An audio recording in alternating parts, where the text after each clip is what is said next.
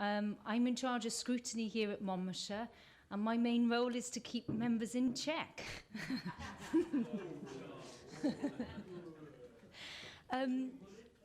It's really great to see so many different faces today, and I'd really like to welcome you to our committee. We are the Adult Select Committee. We're one of 5 committees in Monmouthshire that undertake a scrutiny role. And that role is to check that when we make policies and we take decisions, that actually they're the right policies and the right decisions. So our role is in effect to road test decisions and policies and make sure that they're fit for purpose.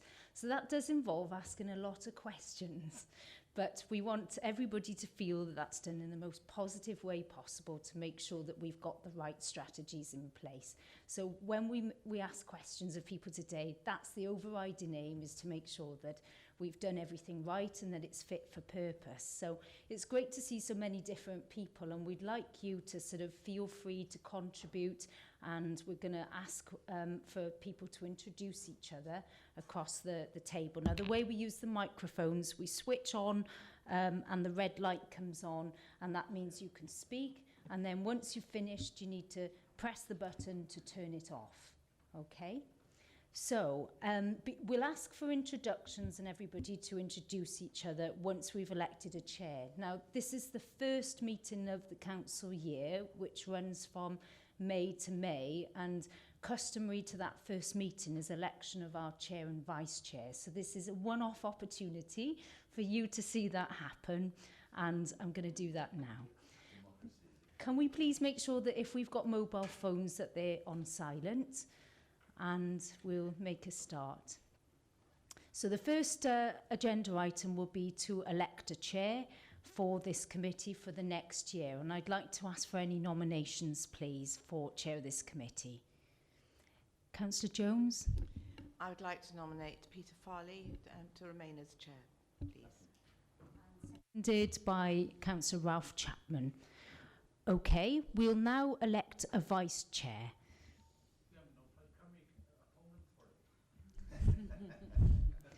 Councillor Farley. Can I propose Councillor Roger Harris to continue as Vice Chair? And seconded by Councillor Penny Jones. OK, well, if Councillors Harris and Farley would like to come up, and they can take over the running of this meeting today. Thank you.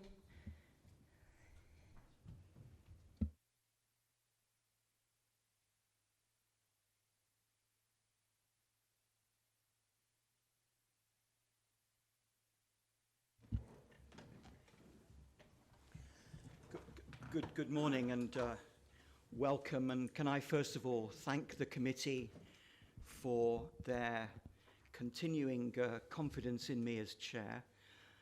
We do these things a bit more smoothly than they do down in Cardiff Bay, I notice. I coming up here, I feel a little bit like Claudia Ranieri, but whether Claudia Ranieri at the beginning of the season just finished or the end, I'm not quite sure. But it is, in fact, a privilege to chair this committee. It's a good committee. It works hard. I hope that those coming today for the first time will be able to have at least a reasonably good and hopefully a much better than that experience of working with us. In the matter of membership, I would just like to say that at the council meeting last week, where we do re-elect to various committees and outside bodies, that Delia Hudson and David Hill, our 2 co-opted members of this committee representing Action 50 Plus, were re-elected to this committee, and I am delighted that is the case, and thank them for their continuing involvement. So, the first task is to introduce ourselves, and we're doing that really for 2 main purposes. One, of course, for the benefit of those of us in the room, but more particularly for the people who might be watching us live. This committee, like all our committees, is streamed live, so that you might find in future weeks that, you know, you want to sit and watch us, have a good laugh, and more seriously, it is a way of seeing things done, and it is a way of seeing local democracy in action. And that's very, very important to us. Hence, the invitation in a moment for you to introduce yourselves and to do as Hazel asked, to use the red button, which not only will enable you to be heard, but should swing the camera round towards you.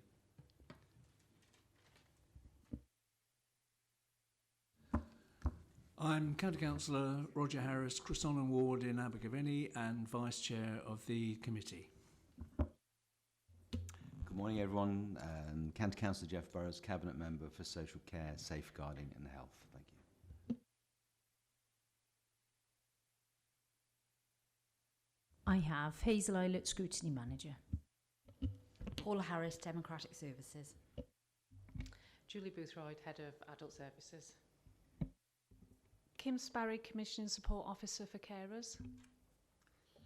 Deborah Saunders, I'm the Carers Support and Information Officer for the Chepstow Integrated Service Team.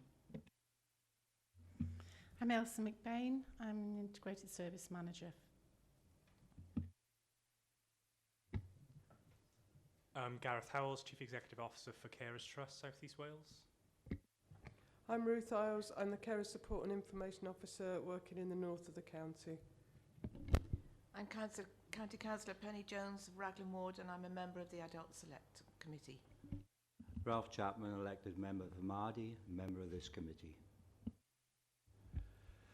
Hello, I'm David Hill. I'm, as you heard, a co-opted member from Action 50 Plus, the Older People's Forum in Monmouth. Good morning, I'm Julia Hudson. I'm Chairman of the Abergavenny Action 50 Plus and the co-opted member on this committee. I'm County Councillor Alan Wintle, member for Drybridge Ward in Monmouth and a member of the committee. I'm Dennis Knowles and I'm a carer for my wife with Alzheimer's. I'm Tracy Davis, the Carers Coordinator for Monmouthshire Carers Project. Joanne Boyer, Services Manager for the Alzheimer's Society for the Gwent area.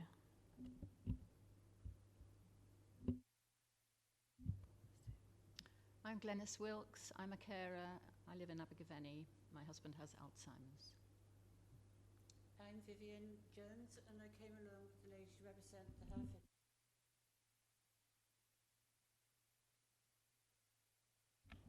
I'm Michelle Boyd, I'm from Havel in Gwent. I'm Gabrielle Lovell and I'm the Group Service Manager for Age Cymru Gwent. Good morning, I'm Jane Novel, I'm the Team Leader for the Respite Service Age Cymru Gwent. I'm Miranda Thomason, Manager of Community Connections Befriending Scheme. Good morning, I'm Councillor Val Smith, elected member Lambeth Ward Observing. Thank you. Thank you very much, everybody. I'm Peter Farley. I'm County Councillor for St Mary's Ward in Chepstow and, as you've now heard, Chair of this committee. One or two formalities now, please, before we actually get into the main business. Paula, are there any apologies for absence that we've received, please? Thank you, Chair. We've had apologies from Councillors Ruth Edwards, Paul Jordan and Martin Hickman this morning. Thank you very much indeed. We now go to item 2 on the agenda, which is declarations of interest. Are there any members who wish to declare an interest in the business before us today? Councillor Wintle. Thank you, Chair. I'm a director of South Wales Trust. It's the old Crossroads. That's the way I remember it. For the benefit of those who've not been to one of these before or seen one, what will happen now that Councillor Wintle has declared an interest, and it is a non-prejudicial interest. In other words, he's declared an interest, but there's no gain for him in any of the business under discussion. He will, by the end of the meeting, if he hasn't already done it, sign a form which will then go into the register, and that means then that he is compliant with the members' code of conduct. However, in the nature of things, discussion can range widely, so can I suggest that we also have our other practice, which is that if other interests arise, members are able to declare those as and when. Is that okay with everybody? Thank you very much. Right then, we now come to the main business, which in terms of the agenda is the pre-decision scrutiny of the carers strategy. One of the things that we do as a committee is to scrutinise things before they are approved by Cabinet. Gives us an opportunity, should we wish, to make comments, to make recommendations. Hopefully, it will be, as always, a constructive process. I'm very pleased that Councillor Jeff Burrows is here. Councillor Burrows will actually be the Cabinet member responsible for this when it goes to Cabinet. And Jeff will not only be able to contribute if he wishes, and I will invite you to, in principle now, Jeff, so that when you feel you need to, you can. But also, of course, Jeff will hear what you say and will note any particular things that arise that he needs to bear in mind. So, I understand, Kim, that you're going to launch us into this. Is that right? Yes. Over to you. Okay, thank you. I'm Kim Sparry, and I'm the Commissioning Support Officer for the carers team. We're bringing to you today our draft Monmouthshire Carers Strategy for 2016-19. I think it's our third strategy that we've had within Monmouthshire for carers, and this was produced through collaboration and consultation with carers throughout Monmouthshire and also our partner organisations and health and social care professionals. This was obviously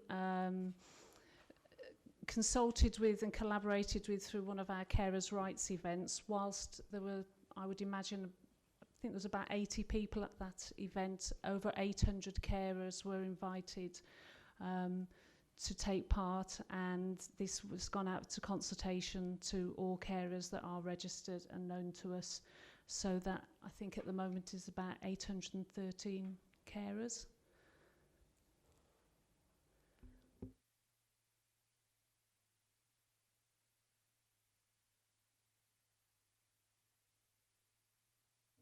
Yeah, Julie, I think Julie might be able to give a bit more of a context. I just wanted to give you an opening speech as to the whole context of it. So, Sorry, Julie I'd missed that you would hand over quite so quickly. That's all right. Julie. That's okay. Kim, interestingly, came to our senior management team only, was it last week? Last week, yeah. And managed to discuss the whole of this strategy in quite a lot of detail, which is quite interesting, because I was saying to Kim earlier, you know, there's a lot of interest in the issues that affect carers. But this was an opportunity to get it much wider across the council, because obviously from a social services point of view, this has always been our core business. There's legislation that drives exactly what we're supposed to do. And I wanted to just reflect before we perhaps go into the detail that members have seen the strategy and hopefully have read it in some detail and will have comments. I just wanted to take us on a bit of a history tour, I suppose. And as my esteemed colleague is sat at the end, Ailsa McBain, Ailsa and I have worked together for many, many years and actually started our early careers in this particular area of working with carers. And I think I'd want to sort of pay tribute to some of the people who have, in a sense, worked with this agenda over the last 20 or more years, certainly since I've been in Monmouthshire.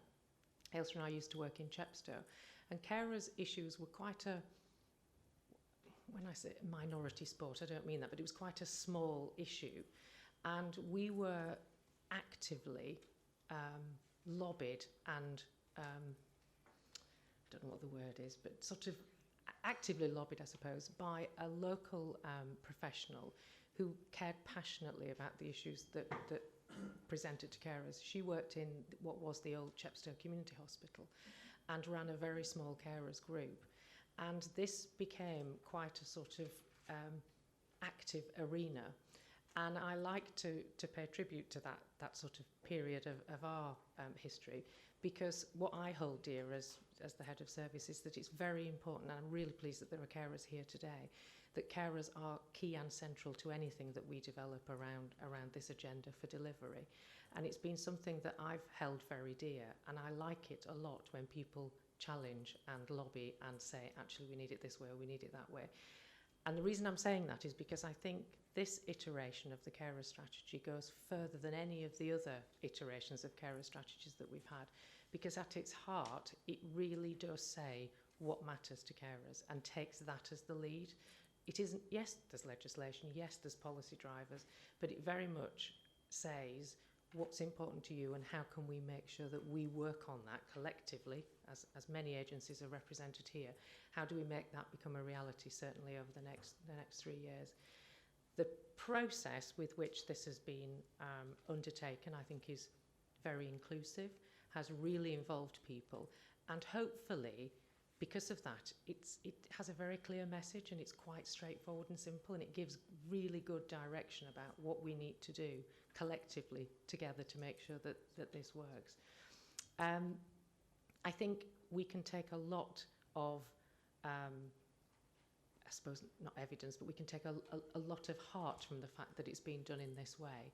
And I think we can learn a lot, certainly from our carers, colleagues and all the partners here, about how you go about engaging with people properly to make sure that actually there is something that stands up and that can be delivered. Ailsa, I don't know if you wanted to say anything in addition. No, you don't have to.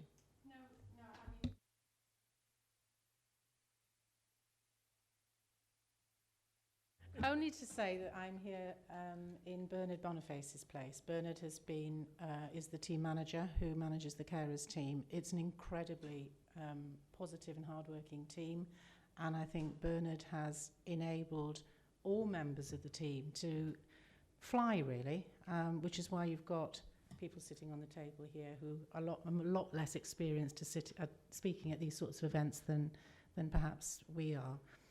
Bernard is busy diving in the warm waters around Malaysia, so I'm just here in his place if there are any questions that I can answer later on.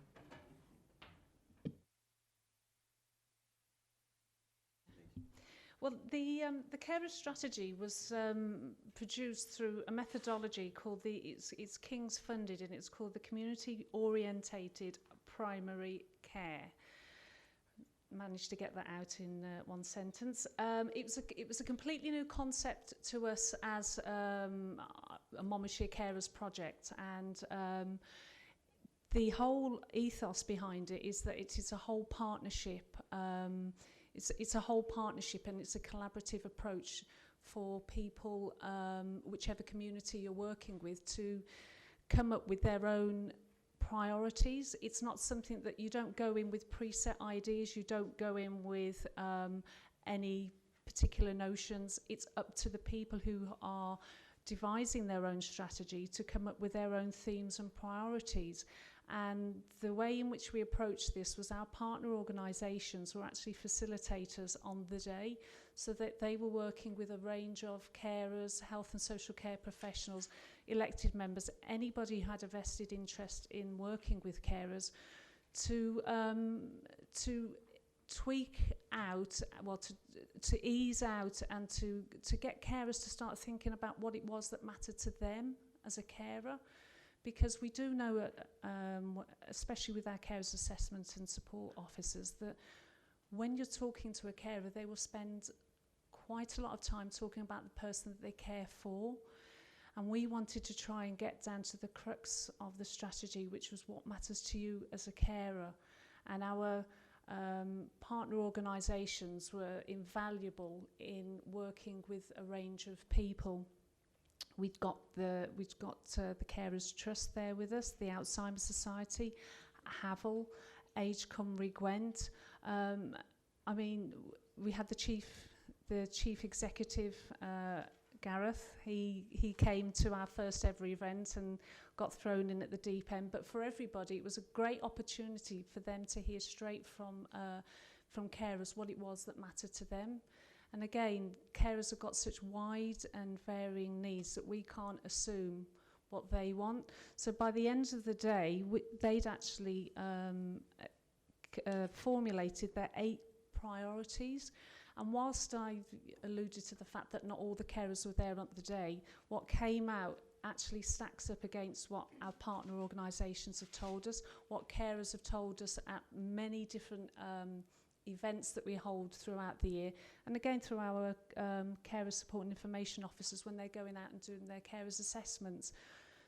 But actually the methodology was able to formulate things in a clear way that we now are saying is our tool. It's our tool to go out and start working for the next 3 years so that we shape the services and the support and the needs that our carers have identified. And the strategy itself is quite... The bullet points in there, but it is not a specific detailed work plan, because our last one was a very detailed work plan, which we found at the time was the right way. But when we started to work through it, it was quite restrictive. It didn't allow us to have more movement with what we wanted to do and how we wanted to do it. And actually, carers' needs change. The needs of councils change. So we've got to be responsive to all our partner organisations' needs as well as meeting the needs of our carers. So this document, it actually is a very outcome-focused document. It's actually saying what it is that carers have told us that they want, what it is that they've identified is the need, and actually the voice of the carer is actually in the body of the text, is what carers have said. And then we've listed some very key points of where we're going to start working and where those main areas that carers have told us that matter the most to us. And actually some of those points we're actually working with at the moment, and some of those things, you know, they're not aspirational because we're going to work towards them, but we're going to be able to find more innovative ways. This document allows us to be more innovative in finding those outcomes for our carers. I don't know if anybody who's involved in the day, I don't know, maybe can I ask Gareth? You were new to it, so if you'd like to sort of give an outsider's perspective, that would be brilliant. Thank you.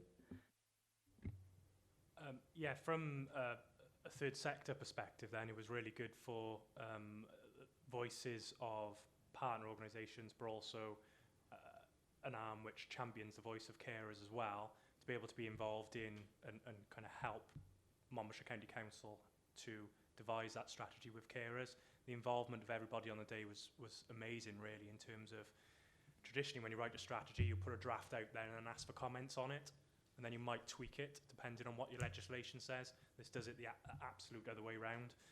Says, well, let's actually speak to the people that are going to benefit from the strategy and ask them to write it for us, which means that the strategy is aimed at them rather than aimed at policy and legislation, which is great. It's backed up by the policy and legislation, obviously, but fundamentally what we found was that what carers talked about on the day wasn't that much different anyway, actually, but it came in a completely different, had a different slant on it.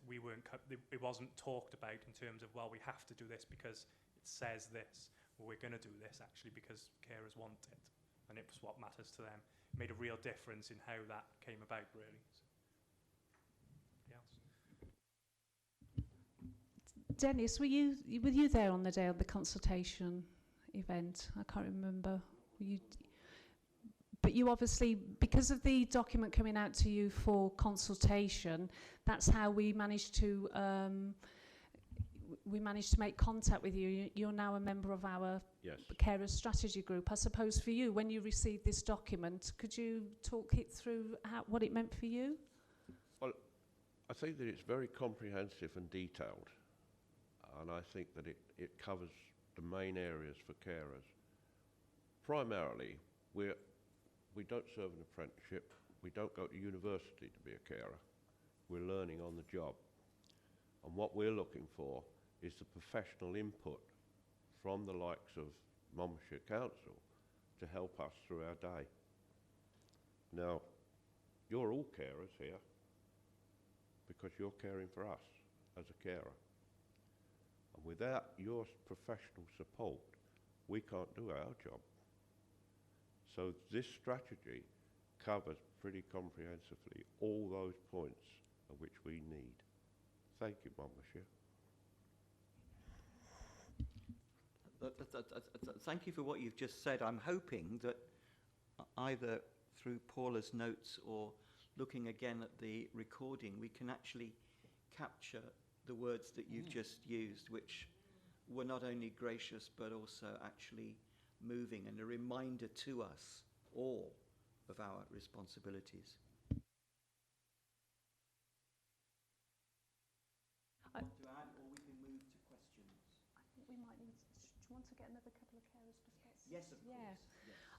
Glenys, I know that you, when you received the consultation document, we had quite a lengthy telephone conversation, and I know that your perspective will be different. So, would you be quite willing to chat about the document, or? Sorry. I felt generally that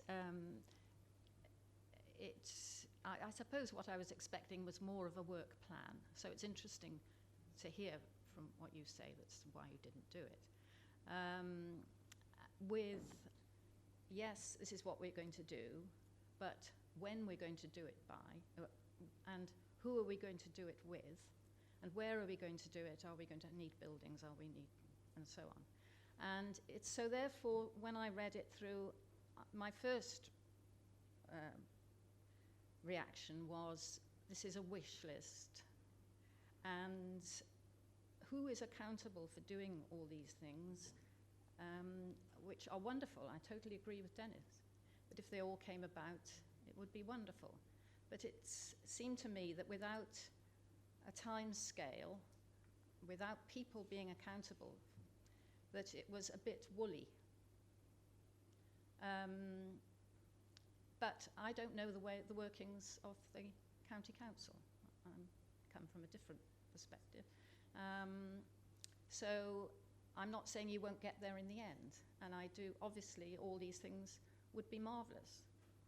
I do have one problem with the wording. If I don't know whether this should come now or whether, and then I can shut up. Well, yeah. Yes, I have a problem with, and I would like to challenge the what are we going to do in point 5,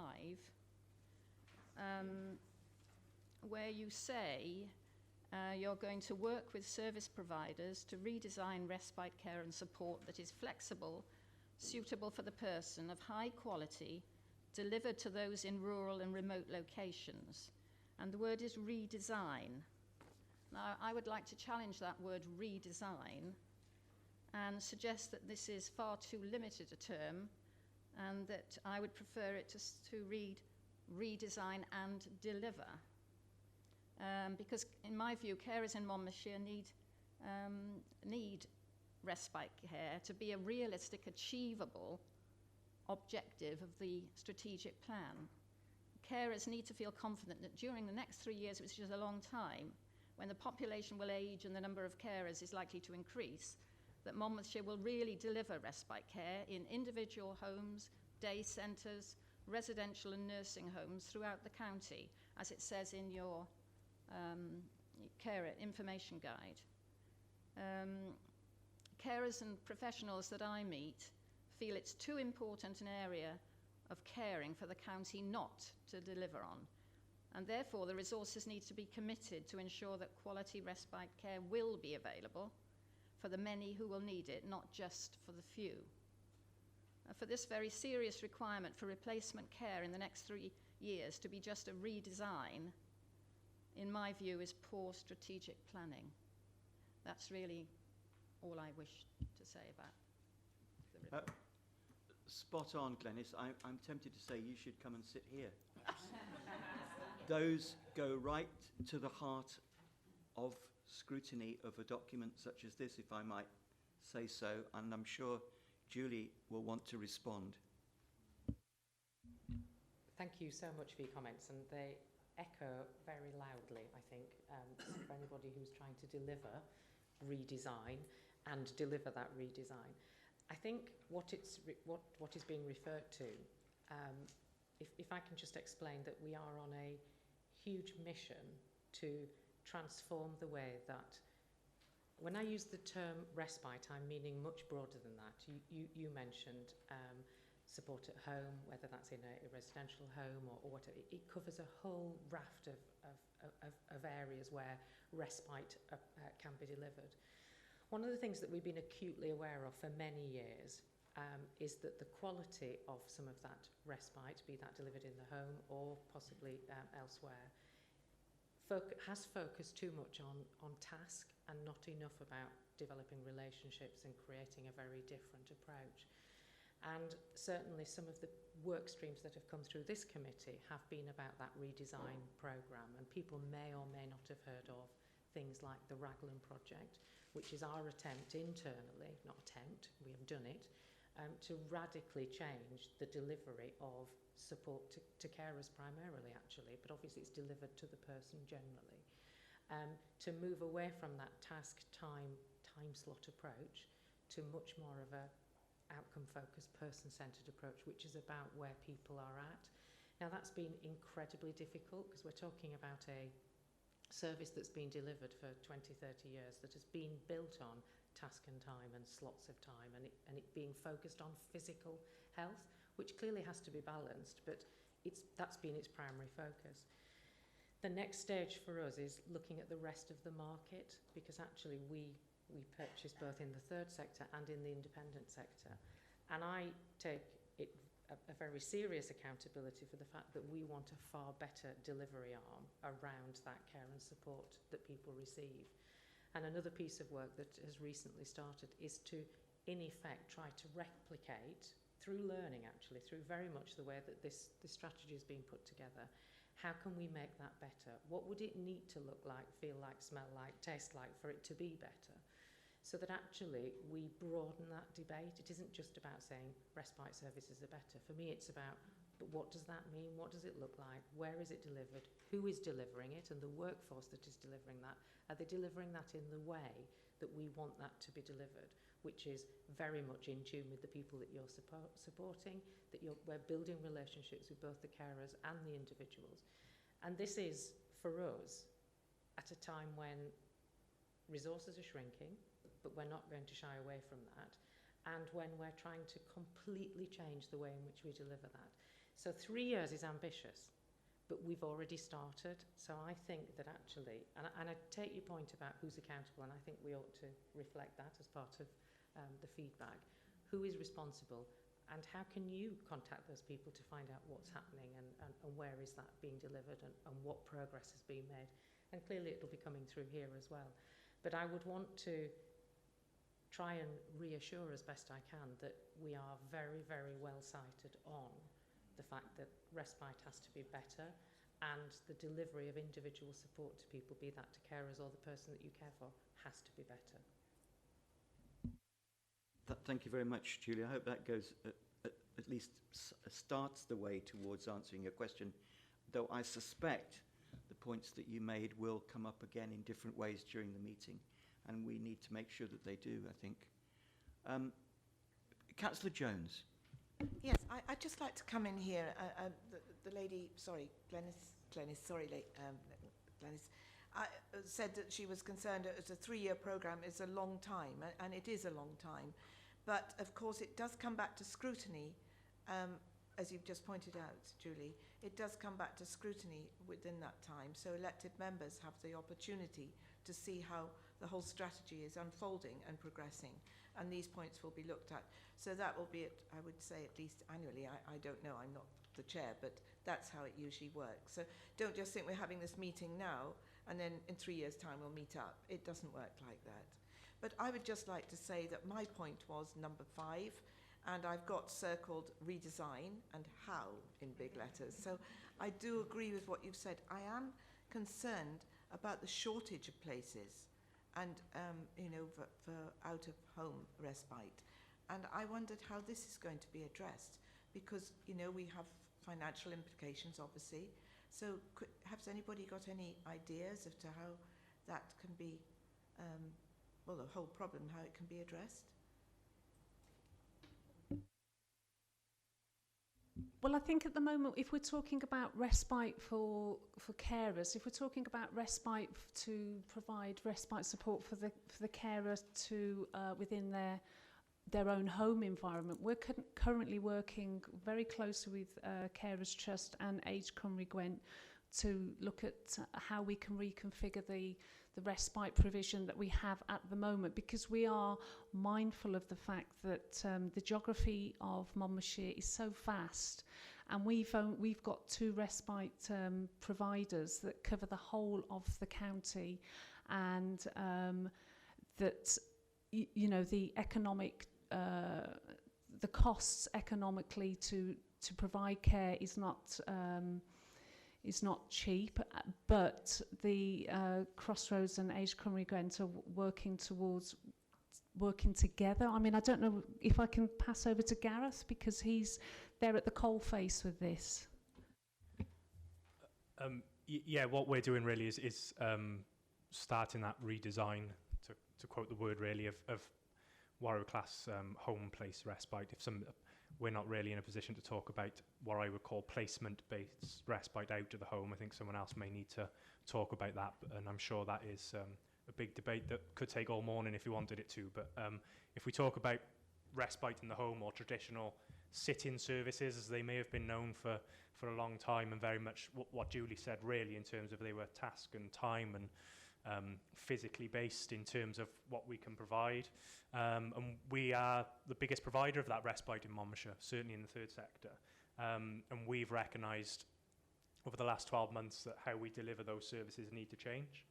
And we've been having conversations with Bernard and Kim really in terms of how we can do that.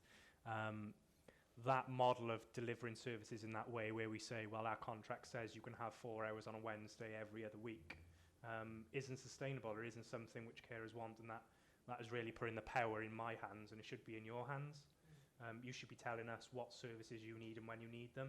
Maybe you don't need a visit every other 2 weeks, that you just need a one-off every month to go and have your hair cut, and that's your time away, and that's how you relax. But that isn't what the service does at the moment. So we have taken the principles of the Raglan project and started to look at how we can implement them across our respite services. So we are looking at a cluster model in terms of staffing. So at the moment we have the same issues that Monmouthshire Council did before. We have staff on low pay, on 0-hour contracts, huge travel time, all those issues, and we're trying to, that's what dictates why we have to deliver 4 hours every other week. As an example, we're trying to do away with that and employ people on full-time wage or on part-time wage or on a decent salary that have responsibility for a patch of carers, if you want to use that word, or a kind of an area of carers, which hopefully will alleviate some of the rurality issues that we face. But the idea of that being very similar to the Raglan project, in that carers can dictate to us when they want a respite. So it can be more flexible, it can be based around their needs rather than based around when we can get a staff member there to support you. It can be, I remember one example from the Raglan project, and it might not be exactly right, but when I went to the Turning the World Upside Down events, there was one gentleman in the Raglan project who used to stick his thumbs up when he needed a call, or vice versa. So kind of that ethos of actually them saying, actually, I don't need you today, I'm fine, I'm not going to go out. And that those core of staff being able to say, actually, I know Mrs. Jones round the corner needs an extra couple of hours away this week, she's really struggling, and just being able to divert some resources into a different area when they need it. So whilst there is still a work in progress, and that redesign has started just through conversations at the moment, the implementation of it is going to be an important bit now over the next probably 12 to 18 months of how we get there. Because I think that your comment of not just redesign, but delivery of it is going to be the important bit. We can all sit and design a service in theory, but how we actually start to do it is going to be the important bit. Sorry. Thank you very much, Gareth. Kim, are there other people who you'd like to invite to have a bit of a say at this point? Yes, please. I mean, respite is a very important subject that is brought up time and time again by carers, and we are acutely aware that that is something that we wish we could provide more of. However, with respite, we do tend to think of the traditional models of going into the home, but within our Monmouthshire Carers project, we recognise that respite for carers comes in a multitude of ways. So therefore, we've got Havel provide invaluable respite support for carers with mental health who are looking after people with mental health needs. Alzheimer's Society, again, provide respite support for carers through the memory clinics, through Singing for the Brain, for the memory cafes.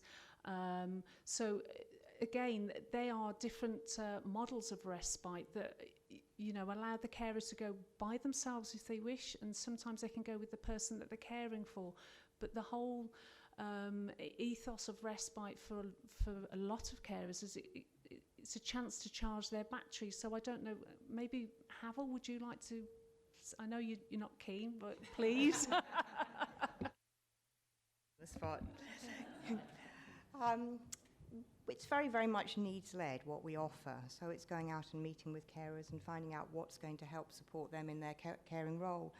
I do an awful lot of coffee drinking and providing emotional support. People need time away. They need that opportunity to talk about the impact of their caring role and also to think about their needs, which was identified at the beginning as something that they don't do.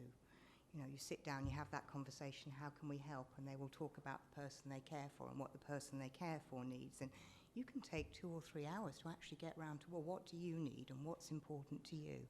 And then help them focus on that and help them find ways of addressing that. So I hope that gives you some idea of what we try and do. Thank you very Vivian, much. I know would you like to say anything as a carer because of your respite and the support that is invaluable or needed? Yes, sorry. Sorry, Vivian. No, of course not, of course not.